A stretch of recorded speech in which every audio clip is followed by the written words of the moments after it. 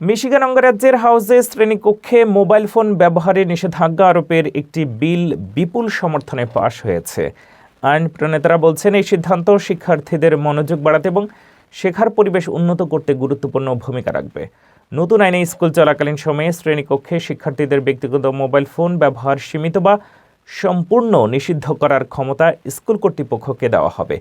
বিলটির পক্ষে উভয় দলের আইন প্রণেতারাই ভোট দিয়েছেন, যা দেখায় যে শিক্ষা ব্যবস্থায় প্রযুক্তির অতিরিক্ত প্রভাব নিয়ে উদ্বেগ দলমত নির্বিশেষে রয়েছে। সমর্থকদের মতে, মোবাইল ফোন শিক্ষার্থীদের পড়াশোনায় মনোযোগ নষ্ট করে, সামাজিক যোগাযোগ মাধ্যমে আসক্তি বাড়ায় এবং শ্রেণীকক্ষের শৃঙ্খলা ব্যাহত করে। তবে জরুরি প্রয়োজনে বা বিশেষ শিক্ষাগত কাজে মোবাইল ব্যবহারের ক্ষেত্রে স্কুলগুলো ব্যতিক্রম রাখতে পারবে। বিলটি এখন সিনেটে পাঠানো হবে। আইন কার্যকর হলে মিশিগানের স্কুলগুলোতে শিক্ষার্থীদের জন্য আরও মনোযোগী এবং নিয়ন্ত্রিত শিক্ষার পরিবেশ তৈরি হবে বলে আশা করা হচ্ছে।